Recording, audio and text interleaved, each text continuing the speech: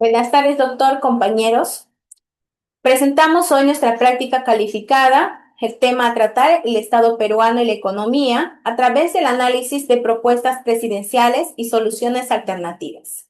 Como primer punto tenemos el análisis de las propuestas del candidato Manuel Loaiza. En una de sus propuestas es aprobar el presupuesto anual por decreto supremo desde el Poder Ejecutivo. Esta propuesta, pues, representa una alteración directa al principio de separación de poderes.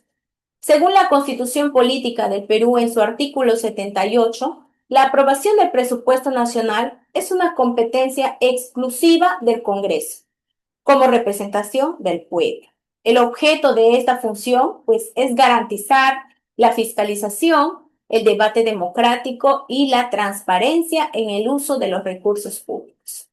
Por ejemplo, en el año 2023, el Congreso modificó parcialmente la ley del presupuesto enviada por el Ejecutivo para poder priorizar la reconstrucción tras las lluvias del fenómeno del Niño.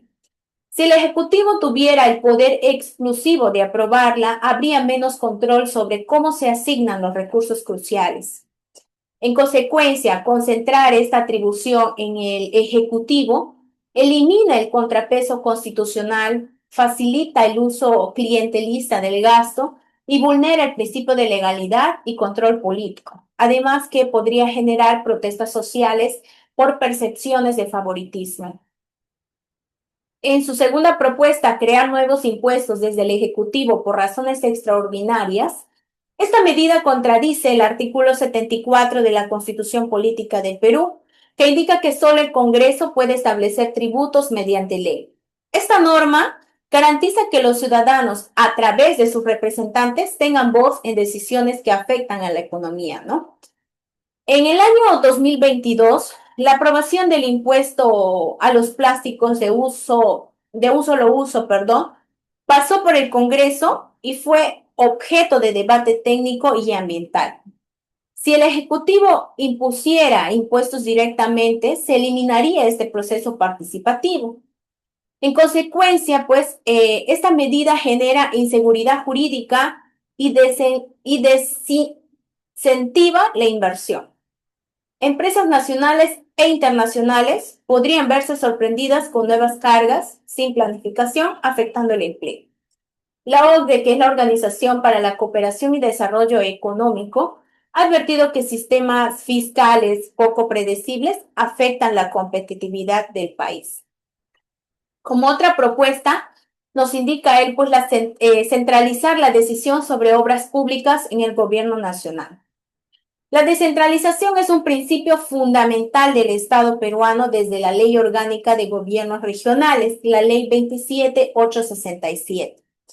Los gobiernos regionales conocen mejor las necesidades de sus poblaciones y tienen competencias para poder diseñar y ejecutar proyectos. El proyecto, por ejemplo, del Hospital Regional de Loreto, financiado aquí por el gobierno regional, responde a necesidades específicas de salud en la Amazonía.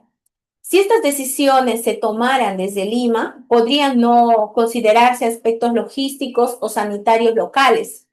En consecuencia, pues, centralizar la gestión de obras ralentiza los procesos y profundiza las desigualdades regionales, además que debilita la democracia local y la autonomía de los gobiernos subnacionales. Como otro punto importante tenemos el análisis de las propuestas del candidato Pedro Gómez. Una de ellas, aumentar la emisión de billetes sin retirar los existentes. Esta propuesta rompe con la autonomía del Banco Central de Reserva del Perú, protegida en el artículo 84 de la Constitución Política. El Banco Central de Reserva está encargado de controlar la inflación y no de financiar el gasto público mediante emisión monetaria. En Argentina, por ejemplo, entre el año 2020 y 2023, la emisión inorgánica de dinero sin respaldo generó una inflación superior al 100% anual, empobreciendo a amplios sectores de la población. En cambio, en Perú, mantuvo una inflación relativamente baja gracias a la prudencia del Banco Central de Reserva. En consecuencia, pues, la inflación causada por exceso de dinero reduce el poder adquisitivo, afecta la inversión y genera pobreza, además que destruye el ahorro y encarece los bienes esenciales como los alimentos. En la propuesta de prohibir la inversión privada en minería y pesca, la propuesta ignora que el modelo económico peruano se basa en la economía social del mercado, que se encuentra estipulado en nuestro artículo 58 de la Constitución, donde el Estado pues promueve la inversión privada, pero interviene cuando éste es necesario. Por ejemplo, la minería representa más del 60% de las exportaciones del Perú. Compañías privadas como Anglo American o Antamina han generado empleo, infraestructura y regalías que benefician en las regiones, y nacionalizar el sector generaría desinversión y pérdida de confianza internacional. En consecuencia, disminuyen pues los ingresos fiscales y se incrementa la carga sobre el Estado, que tendría que operar sectores sin experiencia suficiente, ¿no? Como sucedió en empresas estatales ineficientes en los años 80, como Hierro Perú o Centromil. Otra propuesta es el control de precios en el mercado de alimentos. Esta medida contradice el principio de libre mercado, aunque puede sonar beneficiosa, no aborda los factores estructurales que elevan los precios, la logística, costos de producción, especulación. En Venezuela, por ejemplo, los controles de precios sobre productos básicos como la harina, como el arroz o la leche, derivaron en desabastecimiento y mercados paralelos, afectando a los más pobres. Entonces, la consecuencia que generó fue que productores desincentivados dejaran de vender al precio oficial, provocando escasez y especulación. En vez de eso, pues el Estado debe invertir en infraestructura rural, transporte y almacenamiento para reducir los costos y así el precio final de los alimentos. Y como otro punto importante tenemos pues las propuestas presentadas como candidato a la presidencia en este caso. Una de las propuestas sería el Fondo Nacional para la Infraestructura Sostenible Regional. Financiar obras de infraestructura en regiones con menores niveles de inversión pública, priorizando pues salud, educación, transporte y acceso al agua potable. Reducirán pues las brechas territoriales y se dinamizará la economía local, ¿no? Por ejemplo, en el departamento de Huancavelica, una carretera asfaltada hacia Ayacucho facilitaría el comercio agrícola y el turismo comunitario. Otra propuesta, la reforma fiscal para ampliar la base tributaria y combatir la evasión. Recaudar más sin crear nuevos impuestos, mediante fiscalización electrónica, cruces de información y una mejor cultura tributaria.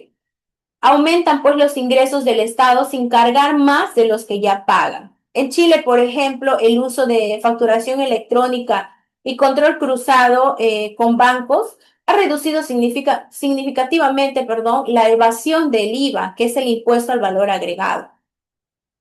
Otra propuesta es el programa de diversificación productiva local con enfoque de cadenas de valor, fortalecer a las MIPES locales para que puedan participar en cadenas agroindustriales, textiles, turísticas o tecnológicas, pues según sea el potencial de cada región, ¿no? Entonces, esto genera empleo formal y valor agregado. Por ejemplo, en Cajamarca, la articulación de pequeños productores de lácteos con empresas más grandes ha permitido exportar quesos a mercados internacionales. Bueno, para concluir, reflexionar sobre el funcionamiento del Estado y la economía del Perú nos lleva a reconocer la importancia de preservar el equilibrio entre el poder político y los principios constitucionales, pues que rigen nuestra democracia. Las propuestas de Manuel Loaiza y Pedro Gómez, aunque bien son intencionadas en su objetivo para reducir la pobreza o estimular el crecimiento, se evidencian pues aquí los riesgos de ignorar el rol institucional de los poderes del Estado y de distorsionar el modelo de economía social de mercado que la Constitución consagra. Entonces, pues la centralización excesiva, la emisión inorgánica de dinero, la exclusión de la inversión privada o la intervención arbitraria en precios y tributos no son caminos sostenibles para el desarrollo, ¿no? Entonces, por el contrario, pueden desencadenar efectos contrarios como la inflación, como la desconfianza, la ineficiencia administrativa y pérdida de los derechos ciudadanos. Hoy más que nunca El Perú necesita reformas que fortalezcan la descentralización, que promuevan la inversión responsable, que mejoren la fiscalización del gasto y amplíen oportunidades productivas regionales. Gobernar con visión democrática implica diseñar políticas públicas que respeten la institucionalidad, que escuchen a las regiones y combinen eficiencia económica con justicia social. Solo así, a través del respeto a nuestra Constitución y el diálogo entre poderes, se puede construir una economía más inclusiva, más moderna y capaz de responder a los desafíos de un país diverso como es el nuestro. Muchas gracias.